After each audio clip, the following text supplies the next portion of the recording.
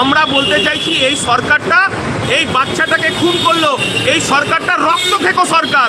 এই সরকারটা পশ্চিমবাংলার গণতন্ত্রকে ধ্বংস করেছে, পশ্চিমবাংলার শান্তিপ্রিয় মানুষের রান্নাকে খুন করলো এই রাজ্য সরকার, নিজে হাতে খুন করলো।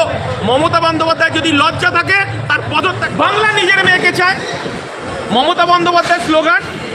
আমরা দেখেছি বাংলা রাজ্যের মুখ্যমন্ত্রী একটা নির্লজ্জ মুখ্যমন্ত্রী বলবো। আমি জানি না তামান্নার পরিবার কোন রাজনীতি করে। তৃণমূল কংগ্রেস এই মমতা বন্দ্যোপাধ্যায়ের সাদা শাড়িতে রক্তের দাগ, একটা 9 বছরের শিশুকে তার দলের কর্মীরা বোমা মেরে যেভাবে মেরে দিয়েছে, এই রাজ্যের মুখ্যমন্ত্রী পুলিশ মন্ত্রী থেকে পদত্যাগ করা উচিত। আমরা বলতে চাইছি যে শুধুমাত্র এই ছোট্ট শিশুটা যে শিক্ষা আমাদেরকে দিয়ে গেল, আমরা জানি এই মমতা বন্দ্যোপাধ্যায়কে যে তিলোত্তমার বিচার এখনো এই বাংলার মানুষ পায়নি। কারণ তিলোত্তমাকে হসপিটালে যেভাবে তার দলের মানে তার চটিচাটা যে সমস্ত ডাক্তাররা আছে, তার দলের যে সমস্ত ইন্টারনাল কাজকর্মগুলো ওখানে হয়, তাদের নেতৃত্বে তাদের আড়াল করার জন্য মমতা বন্দ্যোপাধ্যায় যে জঘন্য কাজ করেছেন এবং সেখানকার মানে নমুনা ধ্বংস করেছেন। আমরা বলতে চাইছি 2026-এর আগে এই বাংলার মানুষ আবার নতুন করে জোট বাঁধতে হবে। কারণ এই ছোট্ট কুড়ি তামান্নাকে খুন করলো এই রাজ্য সরকার, নিজে হাতে খুন করলো। মমতা বন্দ্যোপাধ্যায় যদি লজ্জা থাকে তার পদত্যাগ করা উচিত।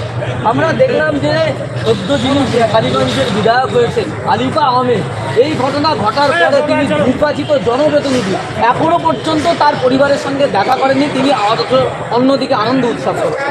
দেখুন, তৃণমূলের কাছে এর থেকে বেশি আশা কিছু করবেন না। কারণ তৃণমূল কংগ্রেস শওকত মোল্লা, তৃণমূল কংগ্রেস অনুব্রত মণ্ডল, তৃণমূল কংগ্রেস শেখ শাহজাহানের বংশধর। অতএব এই নির্বাচনে জয়ের পর যে ঘটনা ঘটেছে, আলিফা আহমেদের তার বাড়িতে যাওয়া উচিত ছিল। এটা তো সৌজন্য, এটা তো রবীন্দ্রনাথের বাংলা, এটা তো বিবেকানন্দের বাংলা, এটা তো রামকৃষ্ণের বাংলা, এটা তো আবু সিদ্দিকির বাংলা, আবু বকর সিদ্দিকির বাংলা।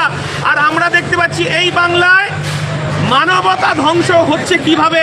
এই মমতা বন্দ্যোপাধ্যায় সরকার, যে মমতা বন্দ্যোপাধ্যায় সরকার 2011 সালে বলেছিলেন দলতন্ত্র নয় গণতন্ত্র চাই, আজকে দলতন্ত্রকে প্রতিষ্ঠা করেছে, গণতন্ত্রকে কণ্ঠরোধ করেছে এই মমতা বন্দ্যোপাধ্যায়।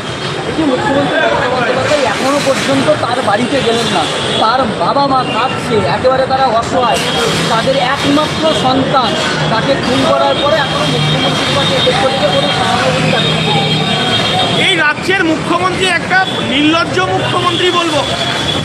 আমি জানি না তামান্নার পরিবার কোন রাজনীতি করে, কিন্তু একটা ছোট্ট শিশুকে পথ দুর্ঘটনা নয়, কোনো রোগ জ্বালায় মরেনি। এই সরকারের বিজয় উৎসবের মধ্য দিয়ে তার গুন্ডা বাহিনী বোম নিক্ষেপ করে সেই শিশুটাকে মানে মৃত্যুর পথে এগিয়ে দিল। এর থেকে নির্লজ্জ সরকার আর কি হতে পারে?